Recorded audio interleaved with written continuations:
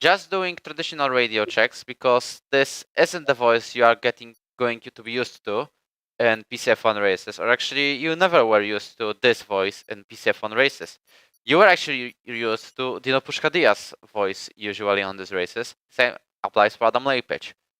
But today something changed because I've got something to show you, and this is kind of a test race as well. I mean, this is official Ero Season 8 race, but it's also a test one because we'll be testing a new F1 TV HUD, this broadcast thing, on stream, on live. I tested it multiple times. It works, and I hope it will work today as well. If it's broken, we still have real names on Steam leaderboard.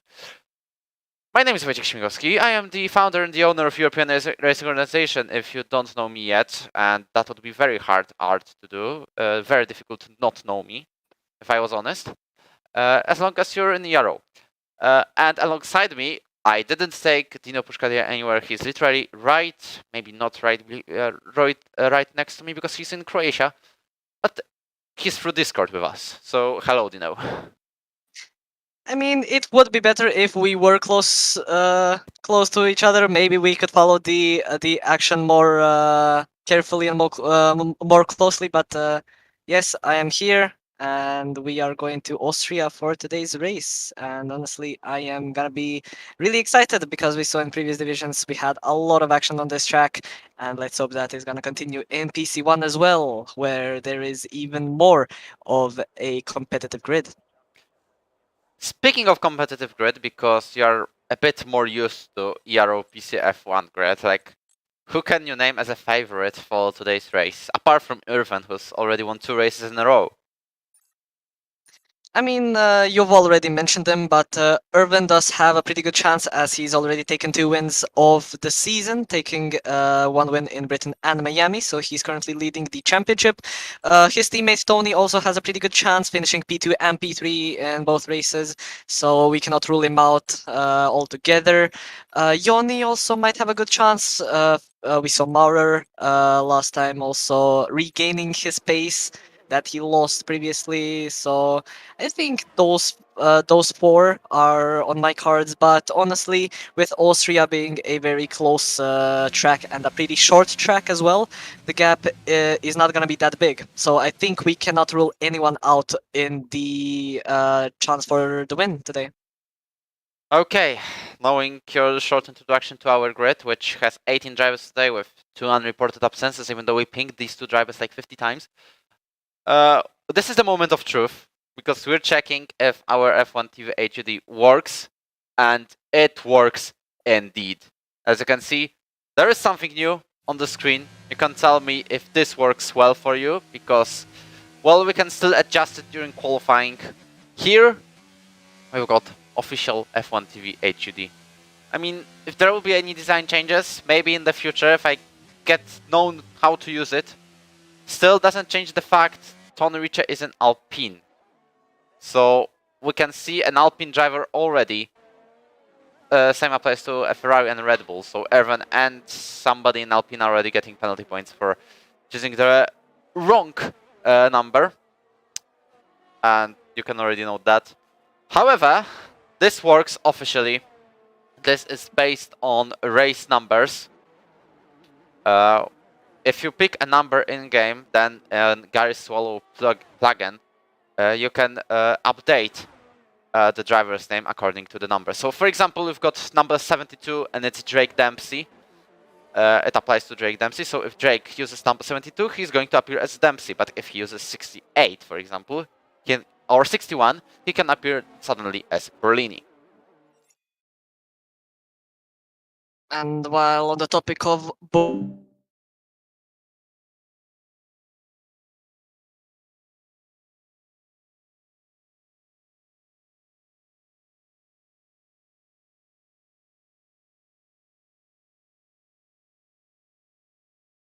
pretty difficult corner actually, which you can hug the curb on the inside, or you can just go safely. The times are gonna stay the same. Going into turn 3 are very hard braking zones, and the exit of that corner is going to determine your straight line speed for the whole next straight. And if you want to go for any overtakes, that is going to be very mandatory to get a good exit. We're going into turn 4 right now. As you see, Bertolini actually overshoots that corners, and that is going to lose him around 2 to 3 tenths. But getting a very good exit of that corner is also going to give you a option to make some moves. This sector 2 is probably the most difficult part of the circuit, as if you hug those curbs, they are kind of like auto spin curbs, and you are just going to spin out of the track and go lawn mowing. But now in Sector 3, already in Sector 3, this track is really short. Almost fully flat out corners, you're just gotta fully attack them. And we see Bertolini cross the finish line 104.9. A pretty good lap time, but Cortens is on provisional pole with a 104.2. And like I said, a pretty good contender to take the win today.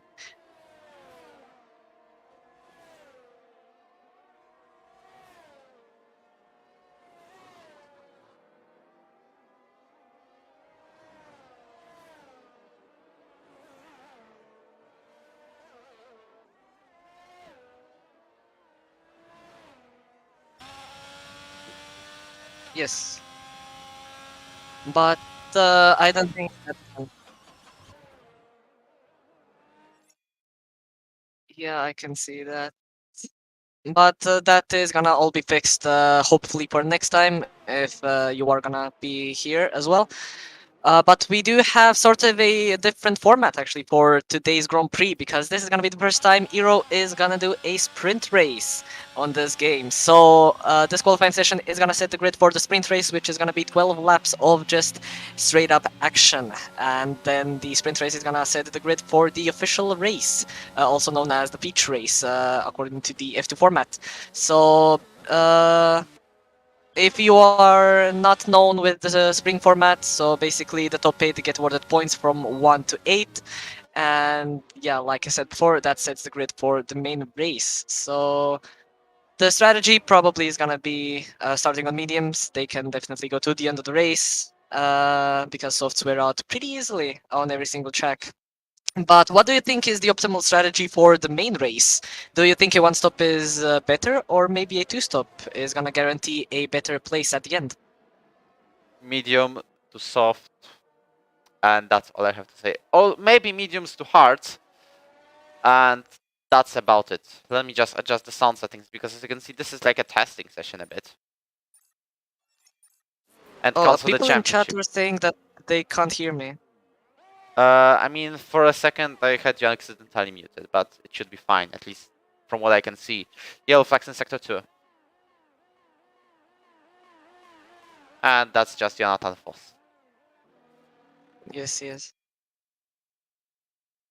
Okay, let me just check some things.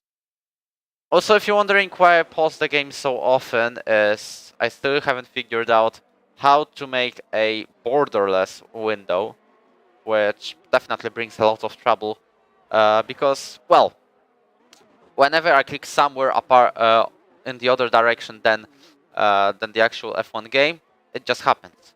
Also, just a final reminder, the Foss in the Red Bull is Tony Ricci, and Tony Ricci in Alpine is Ferdi Hirsi. So if you see another pause again, well, at least have one name clear of that list. Yes. Okay, I figured stuff out. I am back now. Yep. I can hear you well. Yeah, I can also hear you well. You are lagging a little bit, but I think that is just me watching the stream. You are very clear. But we are 10 minutes already remaining in the session. Currently, both of the Red Bulls in P1 and P2. Like, I think that is already predictable. Of course, showing that they also have the pacing game, just like in real life. As both of them are on another lap. Corton actually backing out of that one, but Tony Rich going for another one. 4 people haven't set lap time yet, with Bill Bass, Patrick Dougal, May Mickelson, and Robertson. And Oginski, unfortunately, has retired from the session. We don't really know what's Qualifying ban. there, but... Ah, yes, okay. So, qualifying ban. So he is gonna start last, but at least he will have another opportunity in the sprint race to get himself up the grid. And I think that is only gonna benefit him in the long run.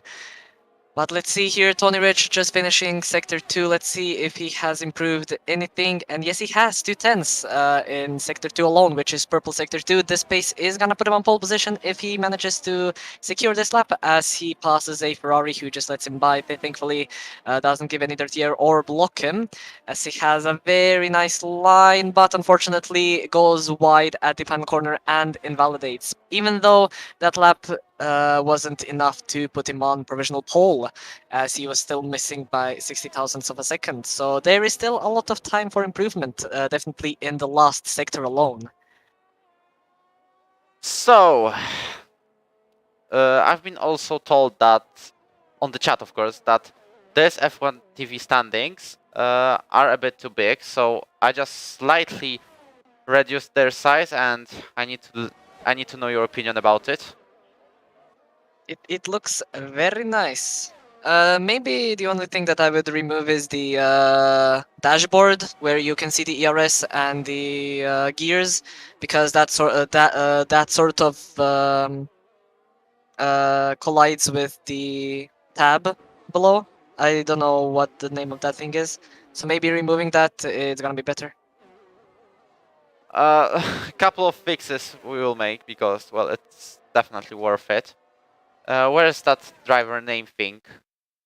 Just put it at the left side, or maybe at the top. I just make it smaller. And around here. Yes. Okay, so we are very sorry for these technical difficulties. Like we said before, we are testing this out for the future races, and honestly, everything is looking very nice overall. But everything is gonna be optimized for next time, so don't worry about that. Also, speaking of Red Bull, once again, for the final time I'm saying this, fourth in Red Bull is Tony Ricci. But he didn't change his number, and he's already been awarded with 2 penalty points, because this is a new rule since Thursday, which I have added after confirming this thing actually works.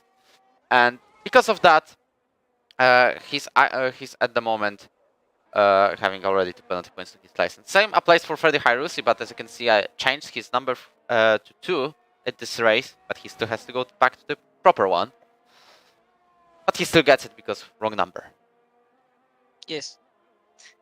As we see Sasim actually spinning at the exit of turn 4, he was on the lap, and he's one of the only ones that didn't set lap time yet, so he doesn't have a lot of time left with 6 minutes remaining in the session, so he has to do this as quickly as possible. And I think now that he is blocking a McLaren of Zdezblowski, so let's hope that he didn't lose too much time there, as he actually invalidates at the exit of turn 7, I think that is, or 8. So didn't really account for anything there. Oh, as that's a illegal entry into the pit lane. During qualifying, it That's doesn't count. However, Luke Mills just goes into the pits. And both of the Red Bulls still leading, as Corton actually improves even more, which honestly I completely missed. Now leading by 3 tenths with a 104.1. Definitely showing the best pace here in Austria, which is really hard to actually do, because like we said, the track is very short, so there is not a lot of places to improve. It's only straights with 2 slow corners and mainly medium speed corners. So honestly, a 104.1 is close to esports pace, so that is very nice to see from the Red Bull.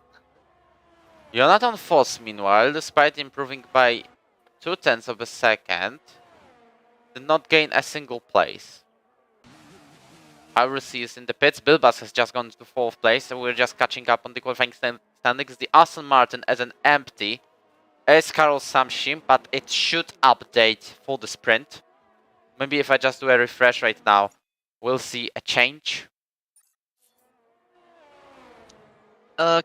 Here, this graphic will be in the race. This graphic will be in the race. This is going to be for the entire stream, or at least we hope.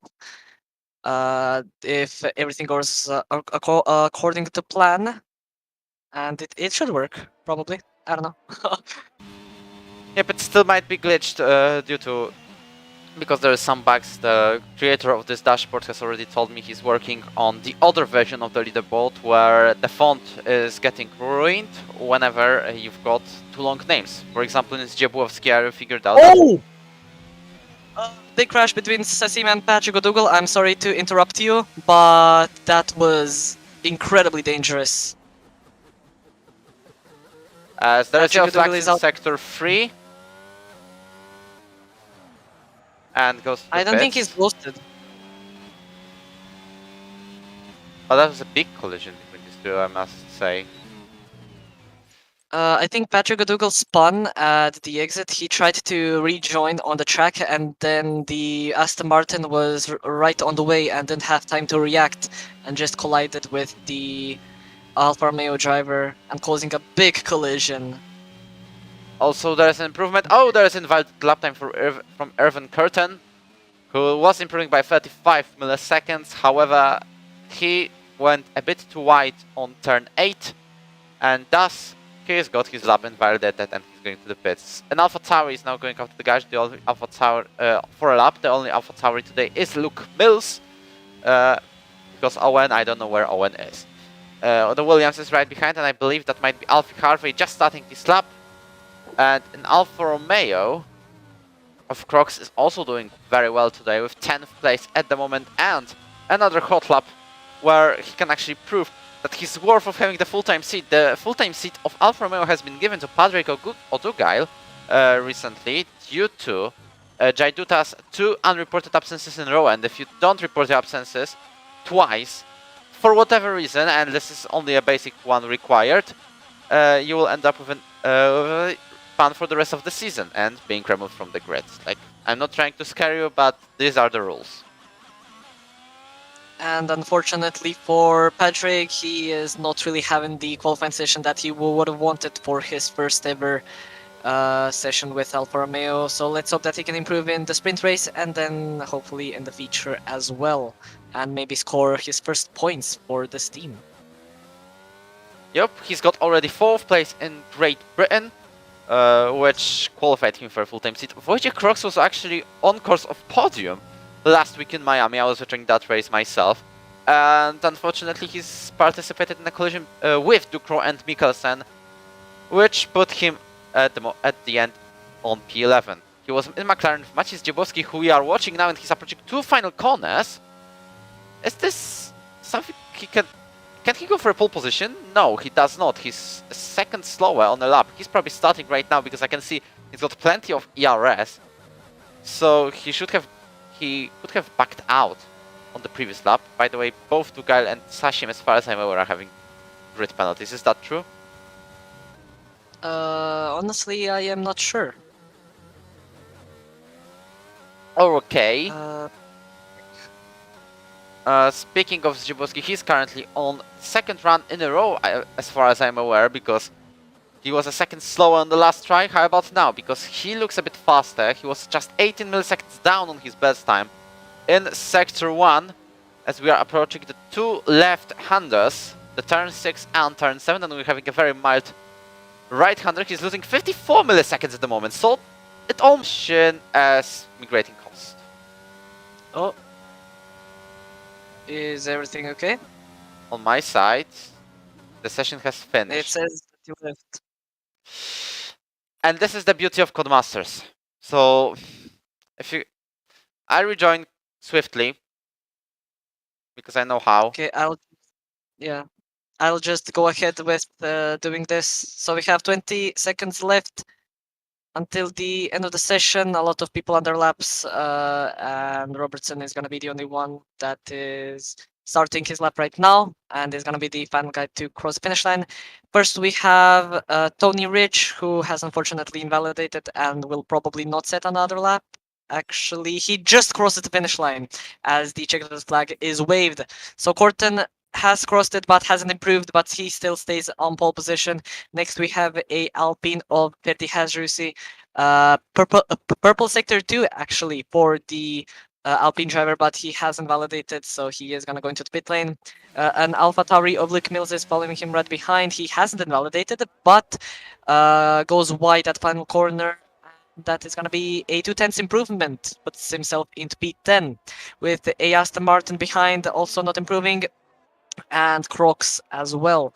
A Mercedes of Maurer also crosses the finish line, puts himself on the front row as Bilbas puts himself into P3 as well. So showing pretty good pace for Maurer and Bilbas. Williams has crossed the finish line of Pavlakovic, puts himself into P6. Very nice, as we didn't see him for the two races in Miami and Britain. So showing very good pace at the moment. With Mikkelsen crossing the finish line, puts himself into P12. Jonathan Foss unfortunately hasn't improved, starting in P15 for the Ferrari driver. That is not the place that he wanted to be, as he was a pretty good contender last season. Looks like it hasn't gotten his way. And the final guy who is yet to cross the finish line is Djordjevic, but he is going to go into the pit lane unfortunately, so he is going to stay P14 for the sprint. Also, I'm back to the session. Nice. Let's go. Let's go. As answering your questions, this graphic will indeed be visible during a race, so don't worry. It's still in sort of a testing stage, but I think it's enough to release it. Not actually release it, but to release that we can use it. And these qualifying results seem pretty interesting to me because no Red Bull front row lockout on the grid. At least. Looks like Tony has probably missed out on a very good opportunity here, but we still have one Red Bull currently on pole position, with Corton taking another pole. I think that is his third pole of the season, so still showing pretty dominant pace, with Maurer right behind, 2/10 a difference, securing the front row of the grid, with Bilbas and Tony Rich just following them right behind in the second row, with Zdisbowski and Pavlakovic in P5, P6, Ferrucci and Harvey in P7 and P8, Berlini and Robertson P9 and P10, Mills and Mikkelsen in P11 and P12, Crocs and Djordjevic P13, P14, Foss and Redzolski P15, 16, Sassim and Patrick Odugo P17 and 18, and Oginski with a qualifying ban P19. Sassim also has a 5-place grid penalty, so he is gonna start on last for the sprint race. Yup, as the session is currently loading up, I can already load the leaderboard because we're about to start the sprint race. I'll be just checking out on the stream chat if there's any need. Because I'm also checking. Yep, because also at 6 PM UK, we are having a PS F1 race, the one I hope to commentate soon. Not today, but maybe next week in Australia, when I can finally be back with crossplay actually doing its thing properly. But they're not gonna fix it. Maybe in the update where they introduce the Ferrari livery, but I don't think they have those plans in their minds. They only add China, this is all we know. And as of now, we have to cut short these discussions over patches because for the first time in Ero Pc F1 this season, but not in history, it's lights out and away we go. Welcome to the F1 sprint, the Ero Pc F1 sprint, with Evan Curtin peacefully taking the lead into turn 1. Arjan Bilbas will try to make a move around Tom Moirer on the outside and also takes the second place. Tony Riches stays in 4th at the moment, and will stay on this position as well. Then we've got Kul Pavlakovic on the 5th, a massive battle in the midfield. We'll see the Alfa Romeo making a move around the outside of the Mercedes of Jakob Mikkelsen, but he's unable to do it, as Fraser Robertson is currently on 6th. We'll see how this situation will develop, because there's yellow flags already, and that's indeed Jakob Mikkelsen dropping it to 17th. And he's losing already a lot of places, but all in all, this start was pretty clean. As we've got Evan Curtin peacefully leading, and I don't know what's Karol Sashim's number, because as you can see, something happened to him and he's still empty, so definitely there is an issue on his side, as there's a side-by-side battle between Mills and Oginski. Oginski with a qualifying ban has already been promoted to 13th.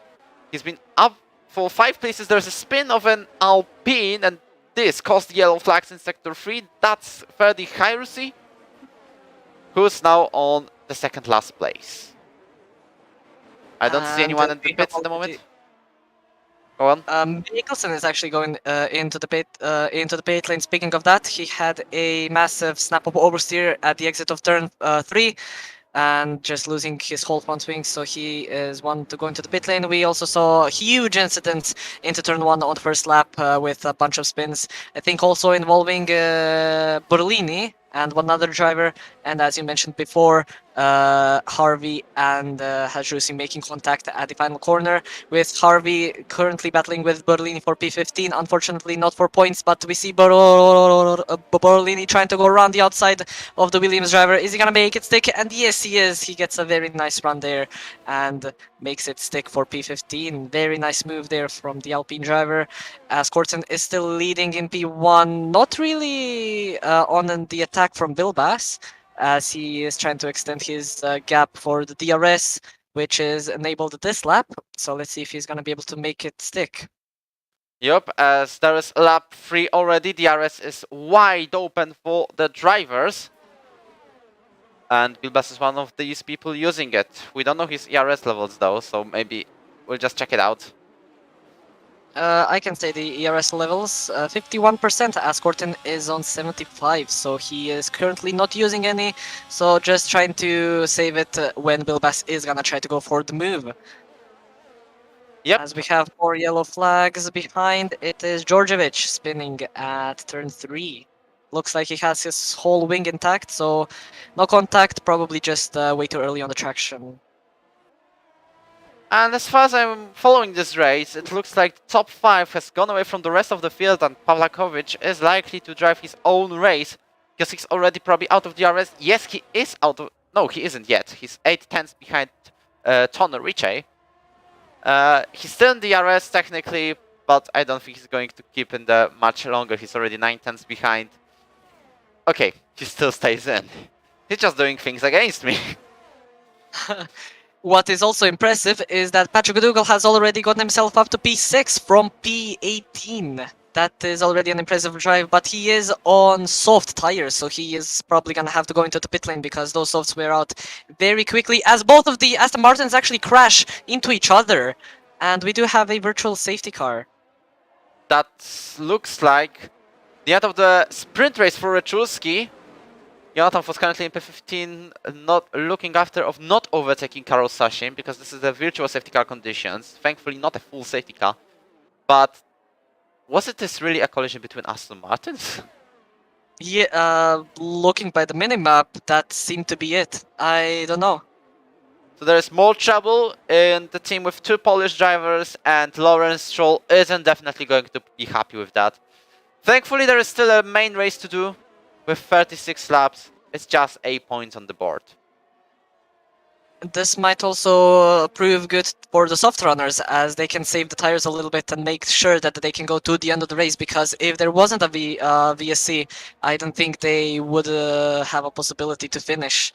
So this is giving them a nice fresh air. Okay, we're having a green flag, and Arjan Bilbas is side by side with Erwin Korten into turn 3. Can he take the lead into turn 3? Yes, he is, but Erwin Korten is going to have the inside line. Will he fight back? No. He thinks better of it and decides not to attack the Ferrari driver back. He will still have the second ERS zone, and will he benefit from it? He's got full ERS. He can use that fully for that 1 championship point and extend his championship lead. Not yet. Also, we've seen in the background Tony Ricci trying to attack Tom Maurer into turn 3 and then turn 4, but it also wasn't successful. Oh, and I just realized we've got 3 drive-through penalties. Alfie Harvey, Ferdi Harusi and Jonathan Fosk all have to go to the pits to serve the penalties because of speeding up under VSC. I think now that the best strategy for Korten to try to get the lead is to probably wait for the final lap or wait until Bilbas makes some mistake somewhere, but the best opportunity is probably gonna be either here or at the end when he's gonna have both DRS for the main straight and the second straight, because he's gonna be the attacker and not the defender. But let's see if he's gonna go for the is using DRS. Can he make a move down the inside this time? No, he still thinks better of it. No, he's making it actually. and making a launch into turn 3, and he's ahead of Arjan Bilbas.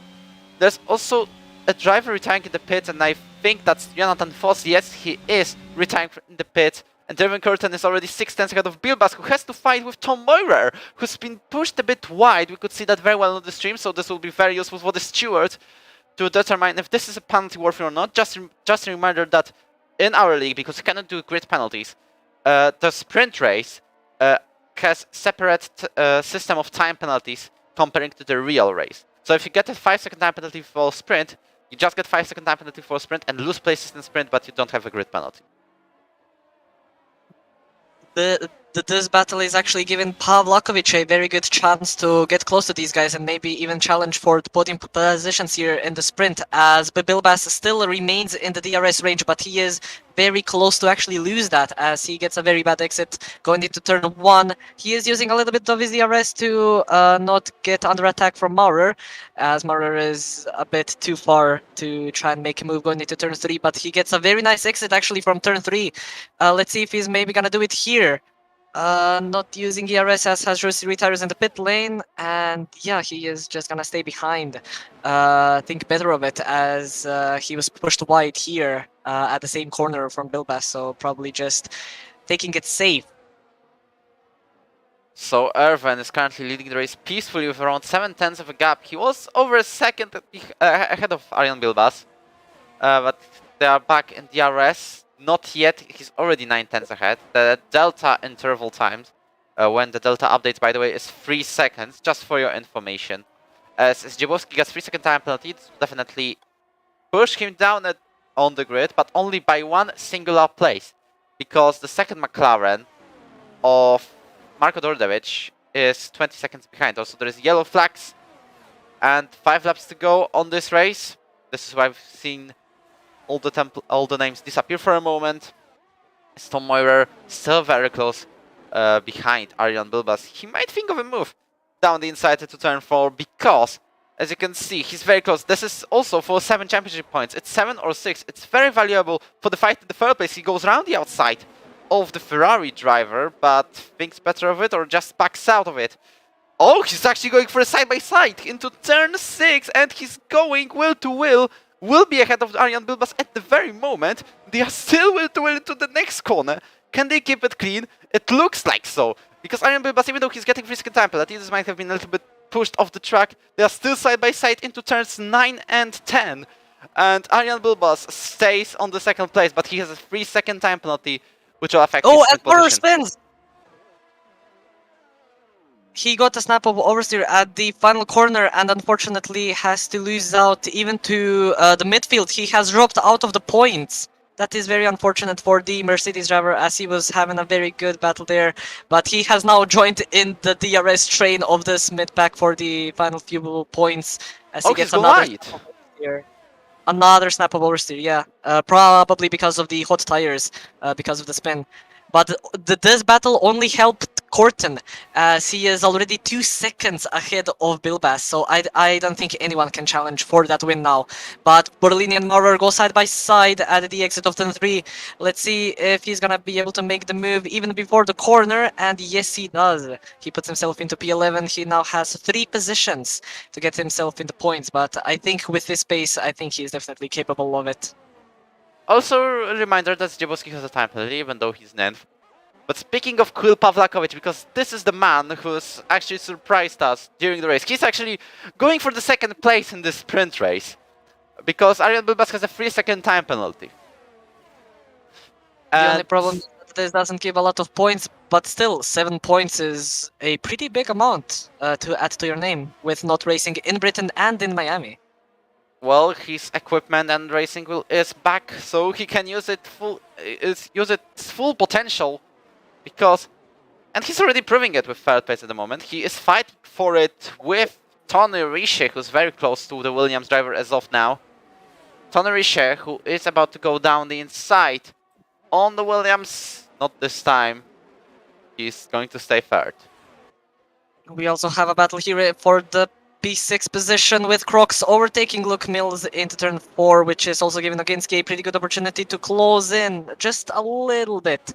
But that was a very nice move by the Alfa Romeo driver. With Patrick Dougal not having the best race so far. Maybe the softs have already done their thing. As Oginski also on the softs has lost a lot of positions now, going into turn 8.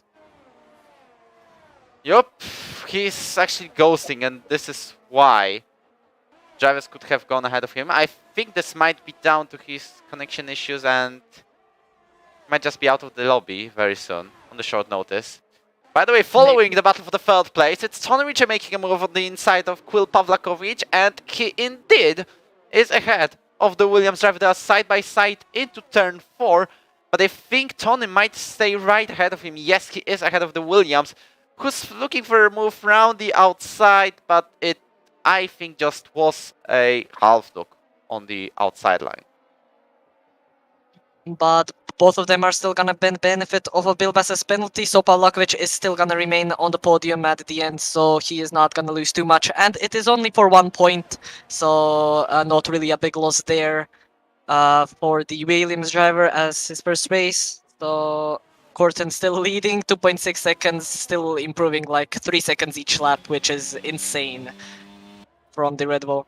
And it's the final lap of the sprint here in Austria.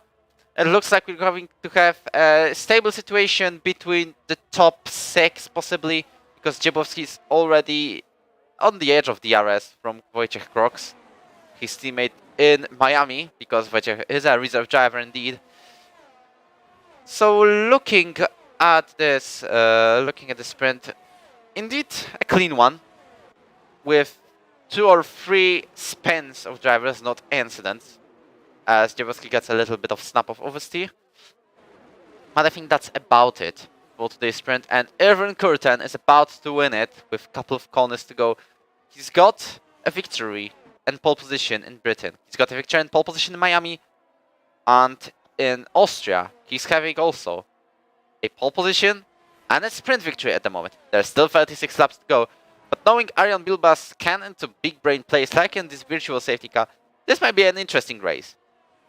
The main race in Austrian Grand Prix, of course. Definitely, as Corton does cross the finish line, wins the first ever sprint race, and Tony Reggi goes to P2, making it another 1-2 for Red Bull as they take probably maximum points. Let's actually see who put the fastest lap. It is actually Quill Pavlakovic with the fastest lap of a 106.1, so he is going to get the additional point for that, as he also gets himself onto the podium. With Bilbas, with the penalty, goes to P4, Robertson P5, Crocs P6 for the Alfa Romeo driver, Luke Mills P7, and the final point goes to Tom Maurer, who unfortunately had that spin, but manages to claw himself back onto the points paying position. Borrolini unfortunately has to lose out to Maurer, P9 for the Alpine, Zdezblovski P10, Patrick Dougal P11, but still a pretty good race for the driver because he started in P18, so not too bad, but I think if he started on mediums he could have done better, as he is the Games' driver of the day. In P12, I think we have Mikkelsen, Sassim in P13, and Harvey in P14, the last of the finishers. Also, I just wanted to point out this thing is actually glitched, because I cannot attend the results of sprint, like the exact ones. Oh, I just had to do this. I am also glitched because I just entered the race director and I cannot do anything. I'm just at a black screen. Nice game. So thanks for reminding me not to click it, but just a reminder, Curtin, Ritchie, Pavlakovic, Bilbas, Robertson, Crocs, Mills, and Tom Maurer are sure about bringing the points out of Spielberg. I mean, someone also stole the fastest lap at the end. I think that could have been Alfie. I didn't see, honestly, but someone stole it at the final lap. I saw Oginski actually stop at the final lap, but he didn't have enough time to actually do one lap. So I don't know who the fastest lap went to. Anyways, Now we are going on to the feature race. So everyone who we've mentioned is gonna start on that position. Everyone who finished is gonna start there. And this is now gonna be the main race. So one stop is mandatory like usual. So this is just basically the races that you've seen all the other times over the course of every single season of Euro. So we are now just waiting for people to choose their strategy. Some people might do hard, some people might do soft, some people might do mediums. One stop is definitely the better strategy choice. Maybe hards to mediums, because mediums are very OP at the end, with fuel being to the minimum, and ERS also very easy to harvest here in Austria, with a lot of medium speed corners. So I think probably hards to mediums is going to be the best strategy choice. But what do you think?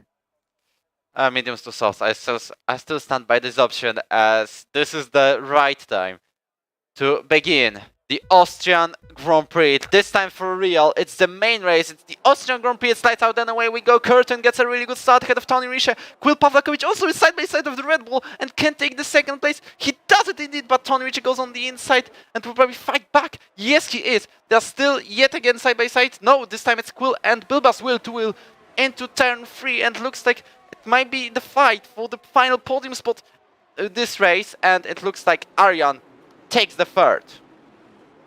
But Pavlakovic gets a very good exit out of turn 3, but he will have to stay behind of Bilbas, so I don't think he's gonna make any moves there. But Crocs is very close, and he is gonna go for the dive bomb on Pavlakovic, but gets a very bad exit there, as Maurer also has already improved to P6 from P8, overtaking Robertson and Berlini in turn 4, so very good for the Mercedes driver already in lap 1.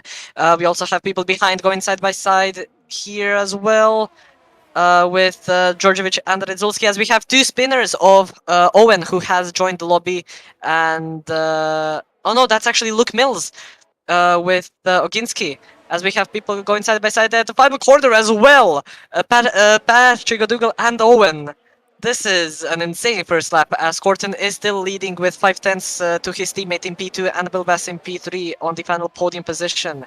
And it can all change, as Maurer has already clawed himself back behind Crocs, but he is not using any RS, so he is just happy to stay behind of the Alfa Romeo driver. Oh, he's actually ahead of Wojciech Crocs. He's done the move on the inside, as Quill Pavlakovic is also side by side with Tom Murray. He can make two moves on the two straights, and he's actually going for it and takes the fourth. Oginski is already retired from the session. That's an unfortunate weekend for the Haas driver. And right behind Pavlakovic and Crocs, Crocs and Robertson went side by side, as Robertson now goes with Berlini side by side in turn 5. But has to go wide, so that is probably going to be a warning added to his name. If you get 3 warnings, that is going to be a penalty, a 3-second time penalty to be exact. So be careful how you do, because you have 36 laps, and the penalty is just going to be bad at the end. But honestly, the drivers are keeping it very clean, which we didn't really see at the sprint race. I think we did, to be honest, and we've got DRS enabled. This is the moment where if Tony Richard doesn't fight Irvin Curtin, I might also say that Irvin Curtin is going for Maxim Rodriguez's record of Ero F1, where he has won 9 races in a row. But it's still a long way to go. It's still like 7 more of them to call himself a new record holder or a new record breaker. As Tony Richard is having DRS of Irvin Curtin.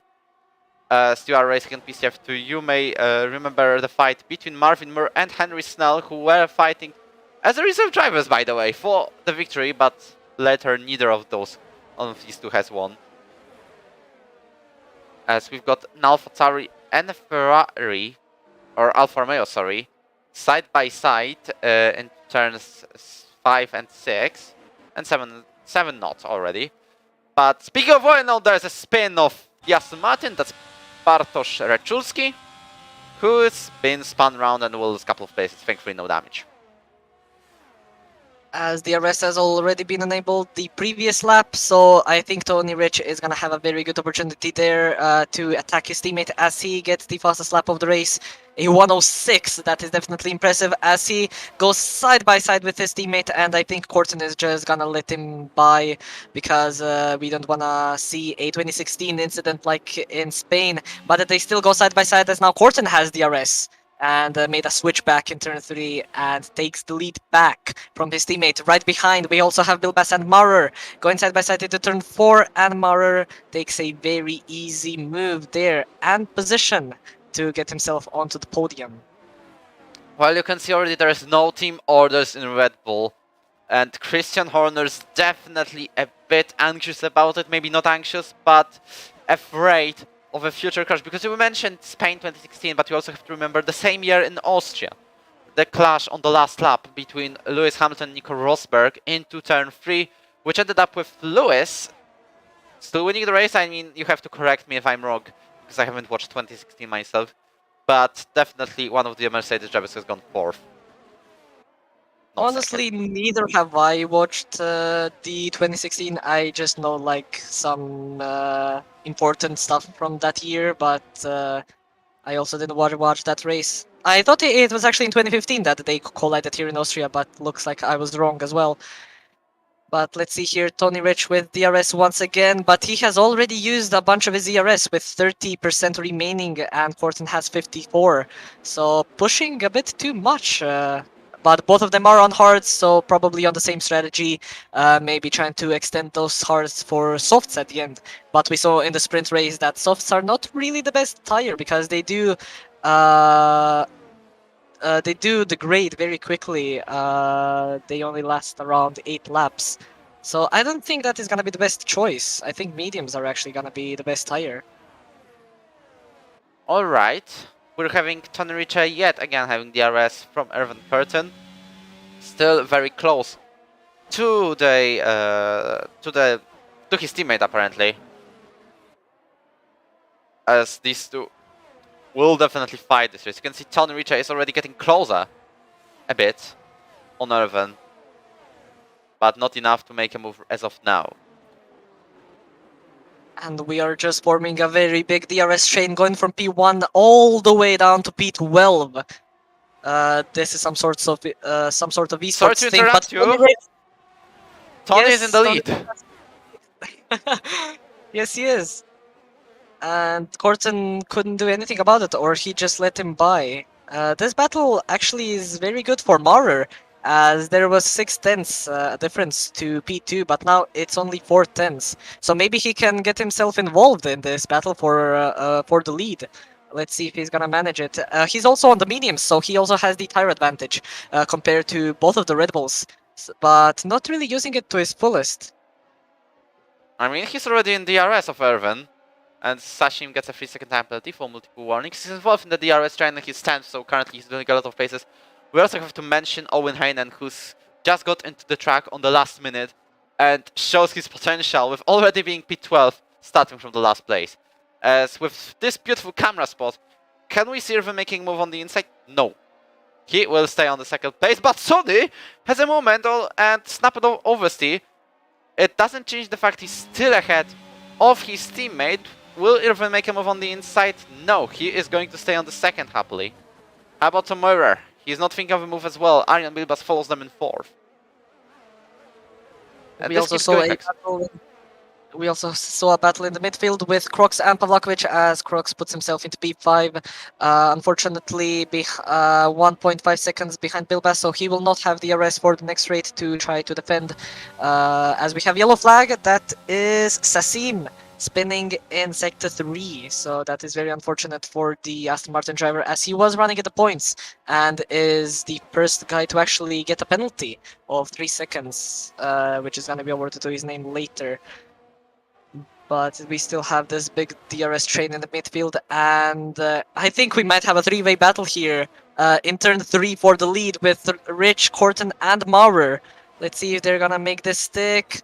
Corton staying just behind, not really wanting to do it there, but is he gonna maybe do it in turn 4 as Tony gets a little bit of snap of oversteer, but Maurer has a very nice chance. He is using DRS and the DRS to his advantage, but Tony Rich is helping his teammate, giving him slipstream, as Maurer was pushed wide a little bit, but he wasn't alongside going into the corner, so that was respectful. Nothing wrong was done there, so this is just a very nice clean battle happening for the podium positions. Also, I wanted to mention Will Pawlakovic has lost 2 places at the same corner because Fraser Robertson and Paolo Borlini both overtook him on the third DRS straight. As Robertson is another one to get the 3-second time penalty. So we have also 2 yellow flags with Harvey and Sassim retiring on track. He was doing it at the pits. Oh, but he's already out. Yep. Interesting. Beautiful game as Irvin. Yep, go on. Pawlakovic lost 2 more positions into turn 1 as he went wide. But he's trying to regain it back around the outside of Mikkelsen, but doesn't make it stick. As there is Owen already in 11th as well. He's about to get into points at this rate.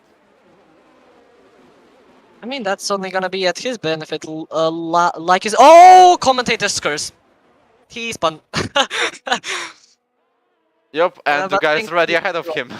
So maybe we'll go back to the battle for 2nd place. Yes. As Sassim. Oh, another spinner. Mikkelsen. That's more and more victims of the famous corner where Bottas has gone for a bit of lawn mowing, as he said. Cutting grass here. As we've got Tom Mower following the 2 Red Bull drivers who are still not eager of fighting. I mean, give us some content, you two. Because there is a chance for it. I mean, not like the Mercedes way, but the clean way. I mean, maybe they can fight, but it will compromise their strategy as the tires are gonna wear out even more. But it is giving Tom Maurer a even bigger opportunity to get himself into the lead. He's about to go down the inside, no, round the outside. No, he's backing out of it. There was a chance, but Irvin defended well. Yeah, that's not the place where you want to go side by side. We saw previously 2 drivers, I don't remember who, taking it very nicely to go side by side for the entire sector 2 and 3, but it's very dangerous and you really have to have respect and trust in the other driver who you're battling with. And we're speaking about Bilbas and Maurer. Yes. Looking around in the midfield, as Śmigowski just keeps himself behind Robertson and just stays in this 8th place. Just like nothing happens. Driving his own race pretty much, but Paolo Borlini is making a move on Wojciech Crocs and he goes on to 5th place on the inside. He's not going to have DRS, so Wojciech Crocs may as well fight back.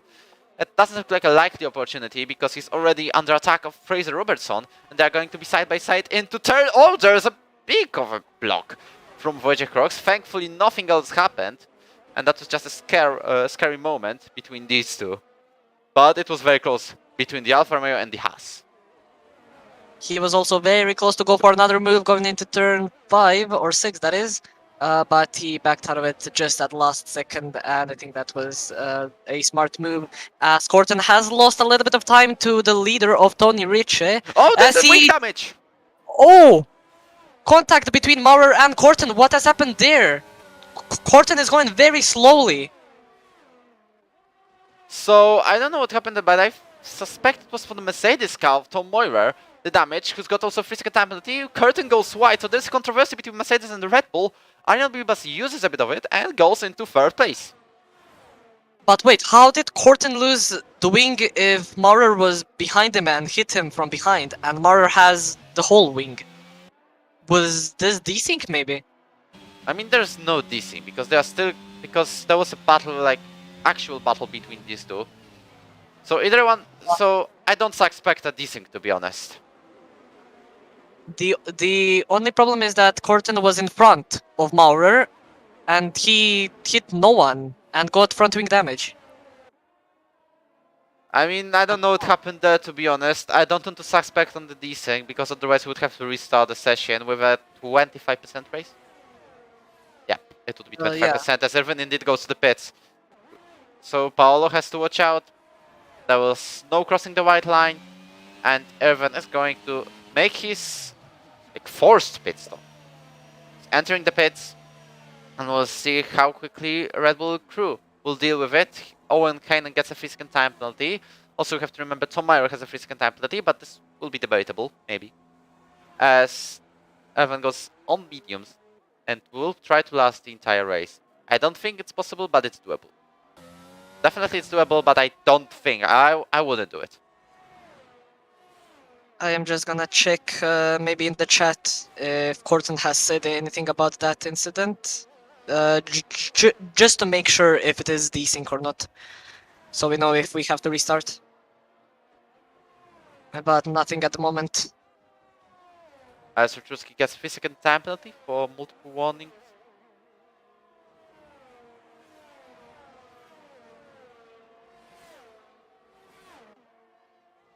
And we are having actually a calm episode of the race at the moment. David retires but in the pits, so it will not trigger a safety car.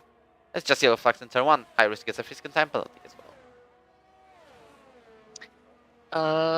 As we are currently almost at the halfway point of the Grand Prix, some people have already went into the pit lane, some medium runners. I think the pit window for the medium runners is probably going to be around lap 16, maybe even 18. If they do choose to go for hards, just to have the tire wear at the end. As Crocs has actually pitted for hards, Corton went for mediums. So he's probably going to have to hope to go to the end. But it is 23 laps, I think, that he's going to have to do, so it is going to be very close. As Djordjevic retires on the track, I think he had a collision somewhere with another driver. Not like I said a moment ago, he's retired in the pits. Oh. Okay. Okay. As Maurer is going into the pit lane. Yup, and I hope he didn't cross the white line, because it didn't look the best for him. Arjan Bilbas stays on track. He's on the hard tires, so he can stretch the stand as long as he can, apparently, as long as he wants, and go maybe even into the softs. Because if I was starting on hards, I would stretch them into the soft tires. As Erwin Curtin is now battling Jonathan Voss for the P12 and starting his recovery drive. Using a bit of ERS, I think Jonathan Voss will not have anything to say about it. Evan Curtin goes into P12, starts his recovery drive from this point. He's got 20 laps. I'm sorry to interrupt, but Jonathan spins right after he got overtaken by Corton. That's unlucky. I mean, if you're wondering why there is 2 Vosses, the one on the lead is Tony Ritchie. Let's see when he's actually gonna go into the pit lane. He will probably have to go very late, probably around lap 21 or 22. I think that is gonna be the best for the hard runners. As let's see if anyone else will go into the pit lane. All of the guys from P3 to P6 go in, except for Pavlakovic. He is gonna stay out because he is on the hards. And let's see who's gonna go ahead out of these 3. Everyone seems to be going on hards. No one is doing anything different, so they are gonna hope to go to the end. As Robertson, I think, actually improved 1 position, goes ahead of Zdezbowski, but I'm not sure there, as Corton takes the fastest lap of the race so far, a 106.7, and all of these drivers are gonna emerge right ahead of this train of cars with Crocs, Hajrusi, and Corton. So I think we are gonna form another DRS train with nothing really happening here. So let's see if Corton can get himself in front of everyone here as soon as he possibly can. Let's see how he's gonna do. So looking at the moment, Erwin is currently P12, but having these medium tires, he may think of a move on 30 high risk pretty soon. He's already nearly touching his rear wing, and he's definitely making a move on the inside into turn 6, and he's making the move, proving he is actually recovering from the loss, from the front wing loss. What is also good for him is that everyone who have pitted probably still have cold tires. So this is probably the best opportunity for him to do it. As Owen also has pitted on lap 17, he is also going to go for hards. But let's follow along with Corton. Is he going to be able to make another move stick into turn 1? Unfortunately, he is way too far behind, but he gets a very nice exit. And he is using all of his ERS that he has. But I don't think he's gonna he's gonna have the chance. Oh, As he's making it!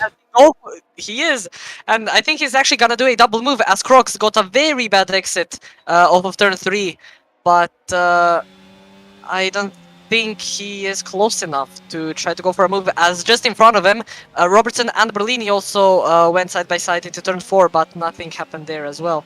As Corten is trying to do another the same move as he did to Hazrusi, and he's gonna make it stick as Crocs just lets him do it. He slows down before the corner just to let him by, because he knows that he cannot battle with Corten because he's way too fast. An Aston Martin is in the pit, and this Aston Martin has the name of Bartosz Rzeczulski, currently in last place, and he's already lapped. However, speaking of the front, yes, Evan Curtin is already 8th. He's already promoted himself by 2 places, overtaking 2 Polish drivers who were working together in Miami, but this time they have to fight with other teams. And when the leaders actually do go into the pit lane, he is not gonna be too far behind. He's only gonna be around 5 seconds behind. So I think he can make this this work. The only problem is gonna be that when the leaders do pit, they are gonna have fresher tires from Corten. Speaking of Corten, he is trying to go for a move around the outside of Robertson going into turn 4, but he is gonna do something different, go down the inside. As he nearly makes contact with the Haas's diffuser, but thankfully manages to avoid and has to be patient a little bit longer. Yes, as we can see, Curtin, as you can see, Rzeczulski just on the yellow flags letting drivers past. However, Erwin still on the 8th, very close to Robertson, who has a 3-second time penalty. So if I was about to predict where Curtin would finish this race, it would be definitely on the course of a podium and exactly 3rd place. But everything can change, of course. We might get a safety car at the end. We didn't actually have any safety cars in other divisions. In PC2 we didn't have any, I don't know, for PS divisions, but safety car is definitely gonna do things differently. As Corten goes down the inside of Robertson going into turn 3, and that was a very easy move indeed. He now only has Berlini in front of him. Let's see how soon he can make this move stick. As he's about to fight back Fraser Robertson on the outside, and he's actually going for it. He's side by side with the Red Bull for Evan Curtin into turn 6 as well. Will he keep his nose stick around here? No, he is going to stay behind the Red Bull, but he definitely interrupted the Ervin's plans. But at least he didn't lose too much time to the Alpine in front of him, only around 1 to 2 tenths. So he will still have the DRS advantage going into the start-finish rate and the mains rate. So I think this is just going to be a very easy move, probably going into turn 3 like he did before. And speaking of the leaders a little bit, Tony Rich is still leading 6 seconds difference to P2, who is Bilbas, and Pavlakovic on the final podium position, 5 seconds to Bilbas. Evan Curtin just making sure he's ahead of Paolo Berlini, and he's on the 6th. But Berlini does a switchback at the exit of turn 3. Berlini also got a very good exit, and he is gonna stay ahead of the Red Bull driver. Corten cannot do anything about it, as Michelsen gets a 3-second time penalty. That was a piece of a switchback from Paolo Berlini, who's going to keep Curtin for at least one more lap, and Spielberg. And that definitely helps out Tony Ricci.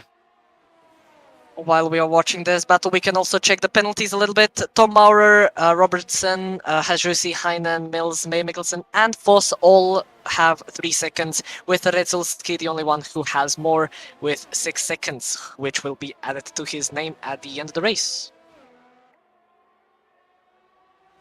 So, looking at the front, just Arjan Bilbas having a 4 seconds loss. This delta glitches sometimes. It will go back to normal, I think. Hopefully, no, 7 seconds is genuinely, or 6. We'll get no soon, but Evan Curtin this time on the outside will try to make a move on Paolo Berlini. Will the Alpine defend yet again, because Curtin has DRS yet again. Berlini defends himself yet again, and he has to watch back Evan Curtin, because Fraser Robertson is also eager on making a move on the Red Bull, and maybe the Alpine. Evan goes down the inside of Paolo. They nearly make contact, but Evan just goes ahead of the Alpine, and I think this is done. And he can now chase Patrick Dugail. As we have a yellow flag going after turn 1, that is a Ferrari of Jonathan Foss. We can probably clearly say that this race has not went well for him, which is very unfortunate, as his teammate is in P2 challenging for the podium positions, which is very unfortunate to see for Johnny. Well, Ervan, just saying, Paolo Borlini has a DRS of Ervan Curtin. As Patrick has went into the pit lane, the first of the hard runners to pit for medium tires. He is gonna definitely go until the end. As let's see here, this big DRS train from Corton to Crocs. Berlini is gonna try and go down the inside of the Red Bull driver. He is gonna make it stick, but let's see if Corton is gonna try to do the switchback. As Robertson makes contact with the Red Bull, he is gonna lose another position to both Robertson and Zdisbowski and Crocs. He lost 3 positions in one corner because of that contact. And that was very fortunate from Ervan Curtin. Now he has to fight back from the very end of this DRS train. He's lost 2, not only 2, even 3 places by trying to make a move on by defending from Borlini.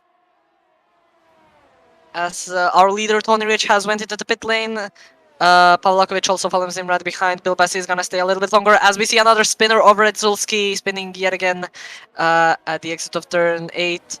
But like you said, Corton is gonna have a big job to do now, once again overtaking everyone, which is really unfortunate for the Red Bull driver. Pavlakovic is out of the pits and he's probably going to put on medium tires because it's 13 laps to go. Also, Hyrus is in the pits. As Tony Ricci battling side by side, and Zdisbowski makes it stick. So Curtin has a snap of oversteer. He's still behind Wojciech Crocs. Cannot make a move on the inside because he's way too far away from this DRS train of 5 drivers with him. I'm also wondering if Quill Pavlakovic is going to catch up to these couple of drivers, battling for the 4th place effectively, as Jabowski gets a 3-second time penalty.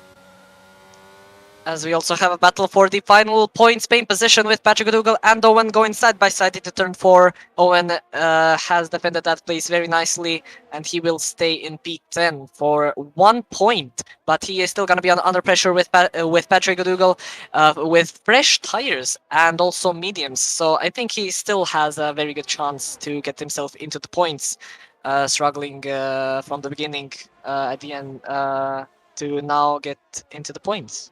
Hold on. Arjan Bilbas is behind the DRS train. Oh god. Wait, so that means that Tony is gonna be in P... Irvin is gonna be in P2. Because Bilbas was in P2. If they overtake everyone.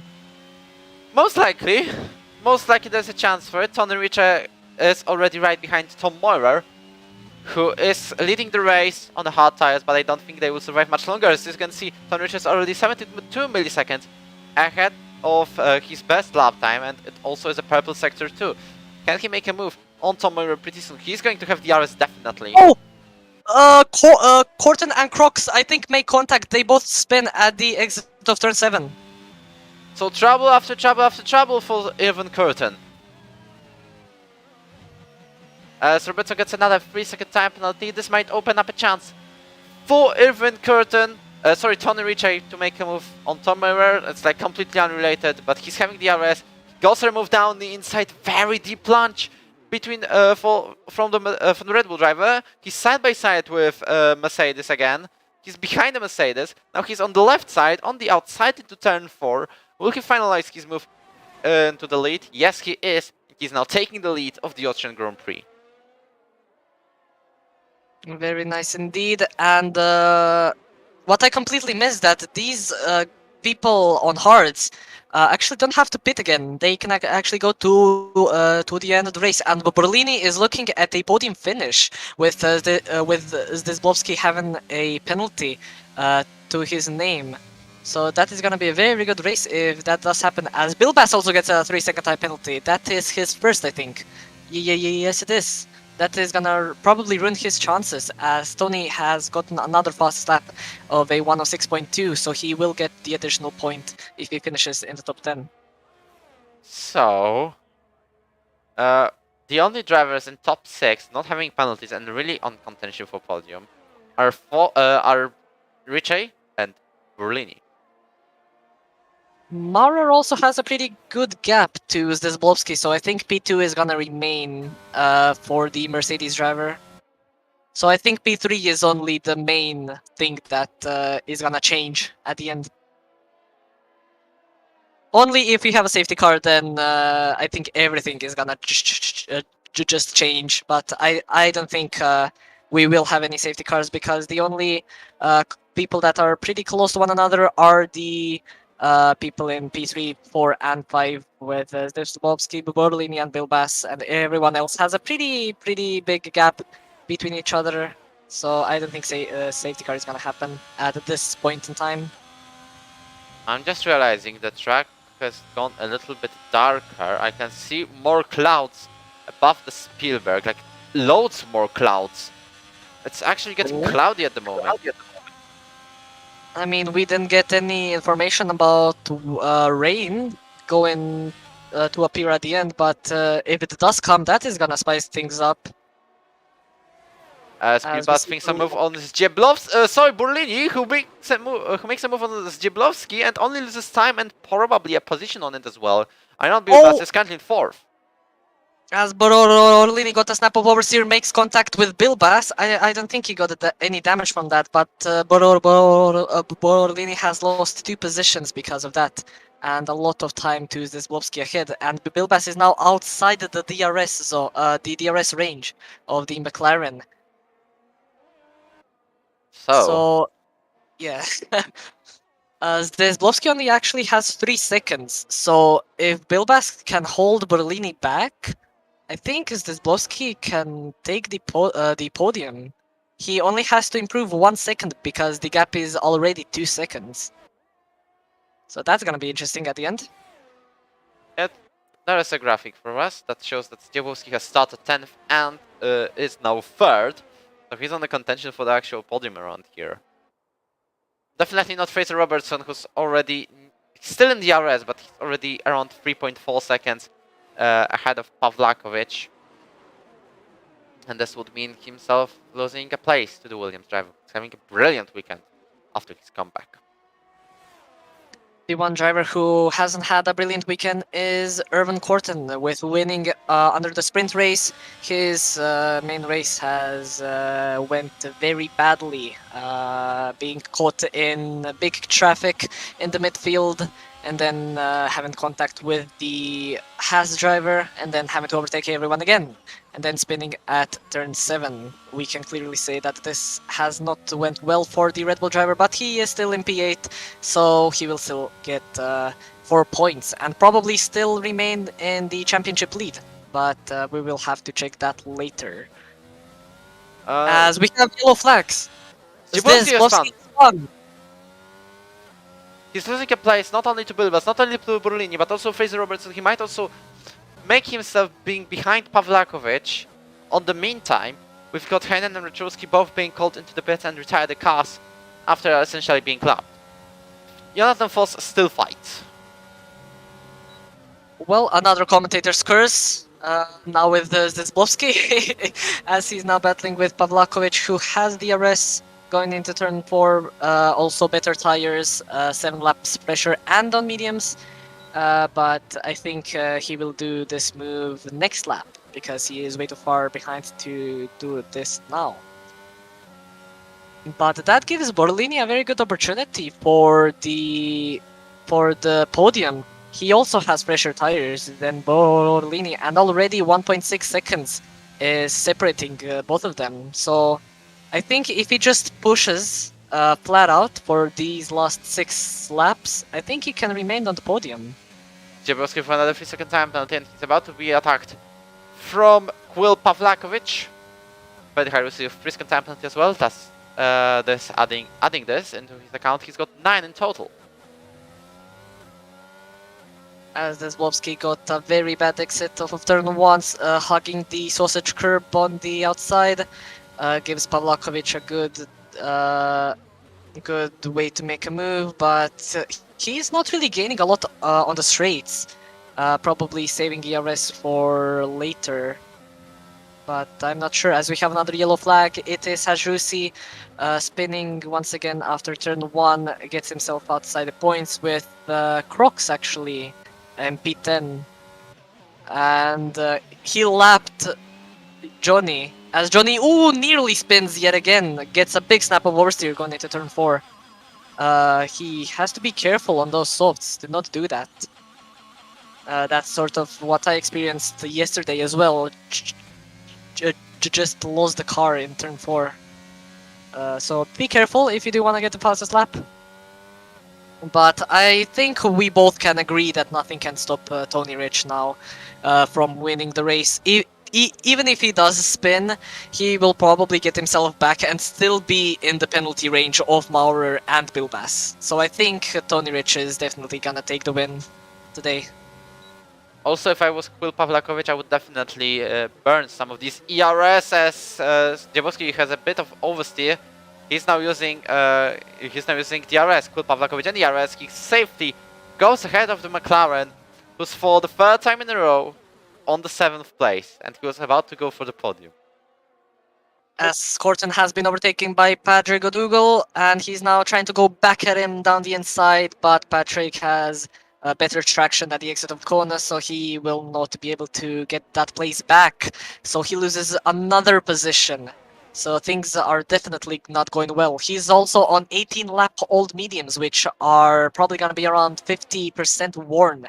So he is going to be near the puncture zone at the end of the race. So he will have to just hope to the F1 gods that he doesn't get the puncture.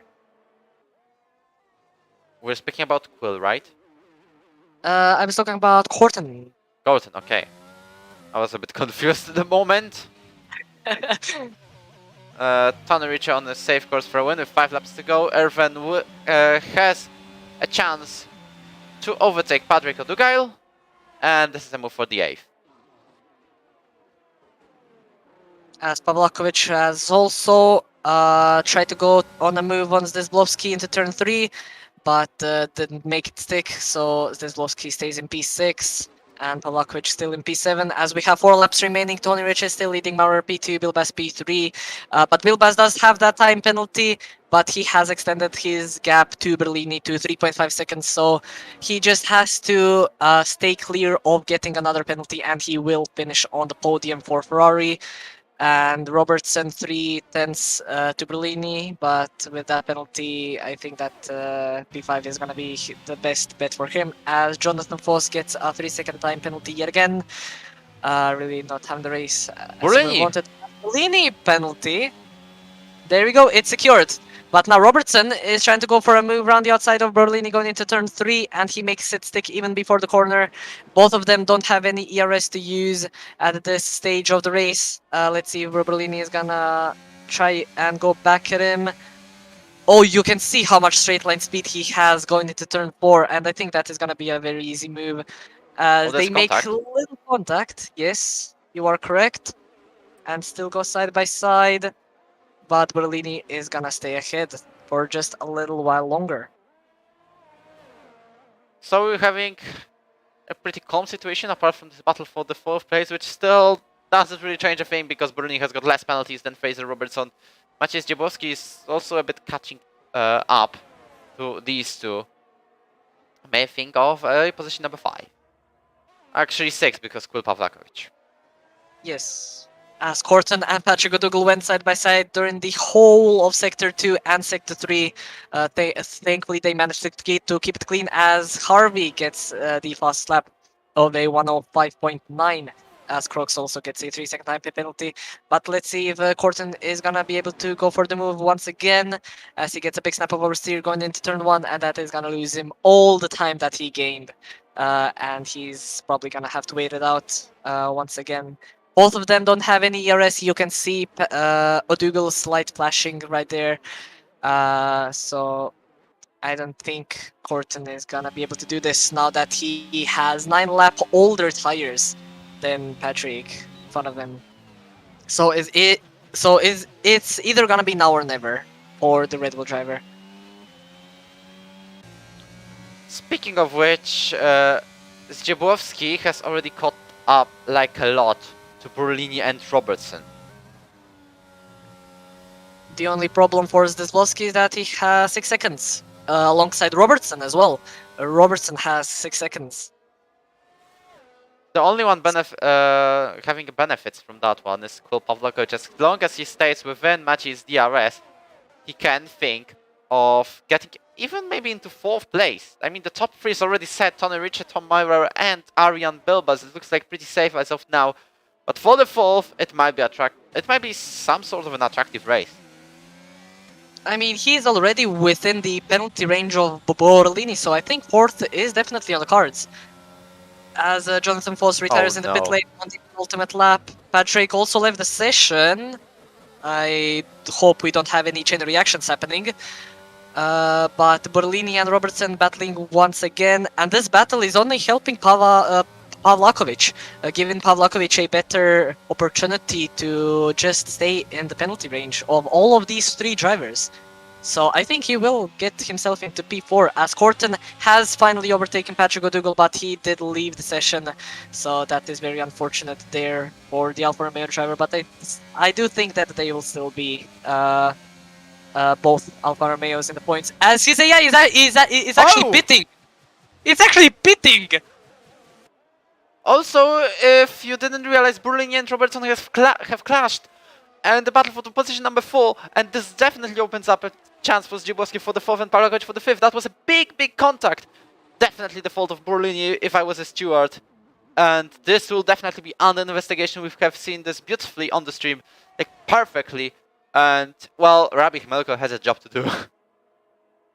As we can go on board with Tony Rich, who is just approaching the final few corners and is gonna take his first win of the season, taking P2 in Britain, P3 in Miami, and his first win of the season here in Austria. Congratulations to Tony Rich, and he is gonna get himself close in the championship, also extending Red Bull's lead in the constructors. Maurer is gonna take P2 for Mercedes, another P2 as he also got another in Miami, and Bilbas is gonna take the final podium position with a very good race. Pavlakovic is gonna take P4 with the penalties, and Zdislovski is gonna have to get himself into P5. 47 thousandths of a second between Zdislovski and Borlini. It was incredibly close, and if Borlini and Robertson didn't crash, I think Borlini would have had P5 on his hands.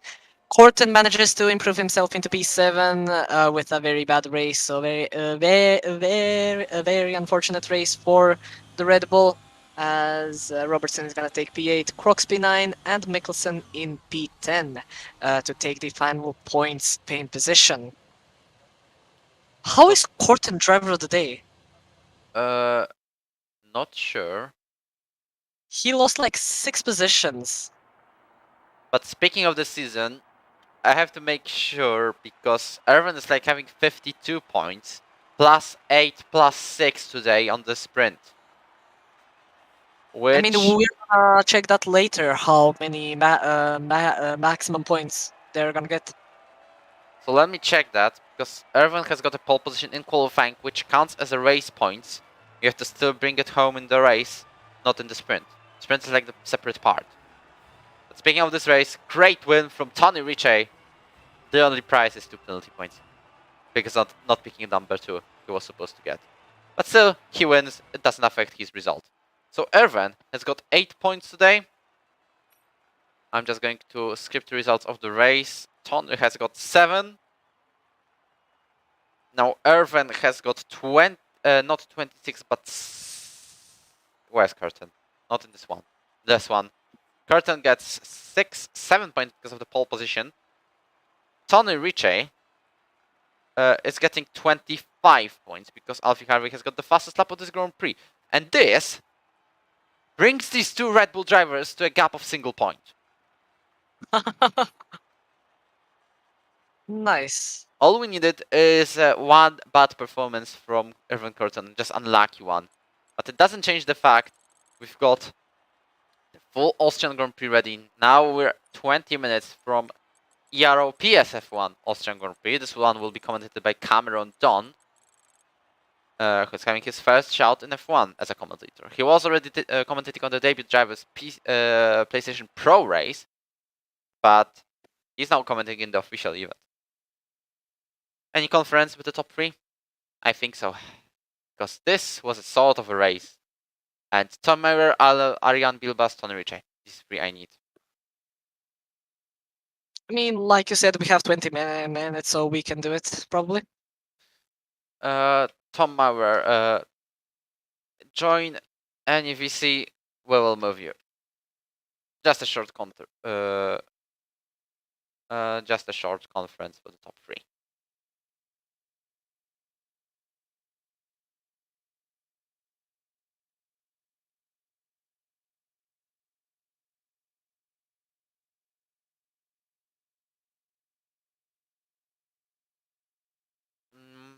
Just waiting on these 2.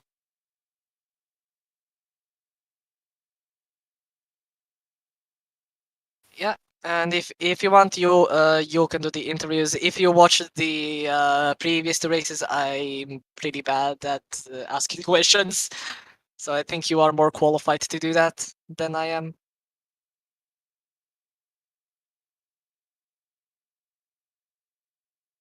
I mean, it's possible. We're just waiting all drivers to hop into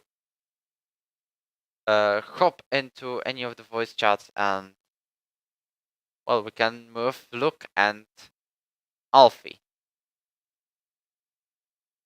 Where is our commentary? Hello. Hello. You 2 have been invited to the official press conference. Also, we'll add Arjan Bilbas into here. Have I been muted? Okay.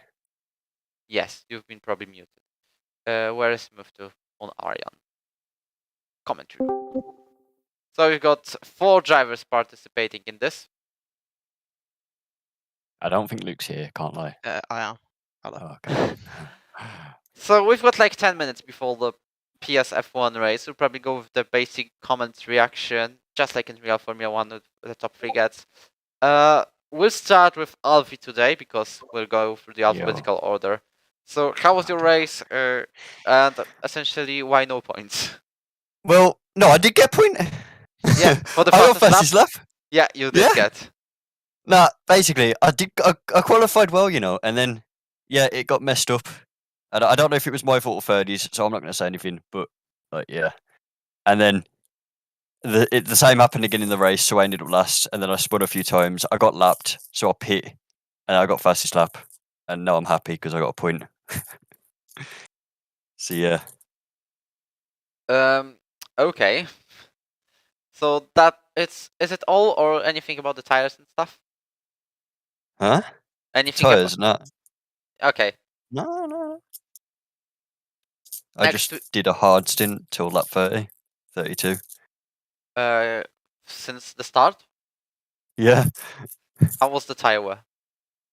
It was about 75%. It wasn't bad. It was manageable, but I was losing loads of time. At least you brought it home without puncture. Next, we are asking the man who's finished 3rd in today's race, Arjan Bilbas. Hello to the conference room. Yeah, hello. So, speaking of which, do you think this P3 in this race was kind of calm, or do you think you were involved in plenty of battles? Because we could see Moira and both Red Bulls being close. Well, I had a bit of a lonely race, to be honest. Every time I was just a little bit under above 1 second in front of the top 3 guys. But yeah, I made a mistake sometimes when I lost the DRS. And when I pitted, I came back in P8, which wasn't good for me. And P3 was the best I could get today. Any comments on the? I think it was on the sprint when you did a very smart move under the virtual safety car, overtaking Tony. Hello Tom, overtaking Tony. No, it was Erwin Curtin after the green flags went out. Do you remember lap 5? Yeah. I don't know what happened, but my delta was like above 1 second, and he was slowing down. So I had a better momentum, and then I took him. But it didn't take too long before he took P1 back. So. Yup. Still a great piece of battling, a great race from your side, and as far as I'm aware, it's your first podium of the season. So congratulations. Yeah, thank you. Next up, we're having Luke Mills with no points finish and retirement in the pits. Tell us how it went. Well, the race wasn't good. I got taken out lap 1. Some guy just didn't brake and just smashed into the back of my car, and it was downhill from there. Really, not ideal when someone obviously drives into you, but I can't really say much more than that. I'll report it, and well, the appropriate penalty will be applied. And other than that, I pitted, tried for fastest lap, and spun out the final corner. And then did a pretty bad race compared to what I have had this season. But Austria is my worst track, so I'm happy to take no points away. Well, I got 2 points in the sprint, but yeah, it's not ideal. Yup, not ideal. After these 2 points finishes last time in these first 2 races, we hope for you to bounce back in Australia. Yeah, Australia I'm generally quite good at, so I should bounce back and could fight for a top 5 finish probably at best. But yeah, I don't know. We'll see. We'll see. Next up, Quill Pavlakovic. The first 2 races you have missed, but in this one in Austria, looks like you've been practicing harder than everyone else, because this 4th place finish was definitely impressive. Yeah, I've got a new wheel now, which I think has been part of the equation, but I was very happy that I was able to stick within the DRS of the leaders. Like in the sprint race, I was just holding on to P5, and then Iron and Tom had a bit of a thing together, so then I was up to P3, but Iron had a penalty, so I could have gotten P2, but Tony was just a bit too quick for me to defend, and I had to use a bit of battery each lap to stay in the DRS, whereas they had all got full batteries. But I was quite happy with P3 in the sprint race, and then for the main race, I got a pretty good launch off the line, was up into second into turn 1, but just didn't get a good run through turn 1 and turn 3, so ended up in 4th. And then about lap 3 or something, Mara came past me on the mediums. There was nothing I could do. But then I was trying to stick within DRS, but then Crocs was occasionally going for like half moves, which would cost me a 10th or 2 each time. And then eventually there was like a tiny tap on the rear. I think it might have been turn 3 or turn 4, which then caused me to drop out of DRS. So then he got past me. And then I think a lap later, Bellini then like had a proper nudge in turn 4, causing me to lose 2 positions. And then Matteo decided to then use a battery to overtake me, so I'd lost about 4 positions in 2 laps. I was in 9th place, and then I just really stayed there until the pit stops. And then I went long, so I get the fresh mediums at the end. However, my pace on the mediums when I first went out wasn't great. I think I just lost focus in the middle of the race, and I got 2 pretty silly track limit warnings, but fortunately didn't get another one. So then I just drove my own race from that point. And then Matteo had a spin, so I got DRS, and that dragged me back to within penalty range of Bellini and I think it was Robertson. And I knew they both had track limit penalties, and also Bellini might get a post-race penalty. So all I needed to do was to stick in DRS and not bin it, and that would be P4. And that's what I did. Definitely an impressive performance from your side after 2 weeks of absence. And we're also having the man who finished in 2nd place. His name is Tom Moirer. And another lonely race, I'll be honest. Being close to Red Bulls at the first stage, but on the second was like just driving by yourself. Tell us how it went, how it was like just cruising on the Oh. second. Quali wasn't great. Lap time wise P2, which is still good, but lap time wise quite a bit off of where it should have been. And the sprint race would have been P2, but got hit by Tony, so P8. And then I had to risk it in the main race, starting on mediums, which was good. The start was really, really good. Also kept the wing clean, and I boxed up really early. Like normally I'd would have boxed on lap 17, 18, but I think I boxed on lap 13 or 14 to drop Arjan out of DRS because he was draining his battery and was always like 9.5 tenths behind. And the undercut worked well, but then when Tony overtook me, I broke on the curb and then I went straight on, so I couldn't even stay in DRS for one lap. And yeah, from there was lonely. So sad that I got taken out in the sprint race, but the main race was a solid drive. Pace was there, and I'm looking forward to Australia. So you were because we've seen that the spin of yours. Was it a collision with someone? Whether we just need to Oh correct yeah, this. Tony hit me from behind. This might make our championship fight more spicy, even. Well, he also instantly apologized after the sprint race. I'll still report because it might help me in the championship, but yeah, that is gonna be a penalty for sure. Yep. So these are all the drivers we've got interviews with. In less than 15 minutes, or even in less than 15 minutes, the PS F1 live stream starts with Cameron Dawn as a commentator.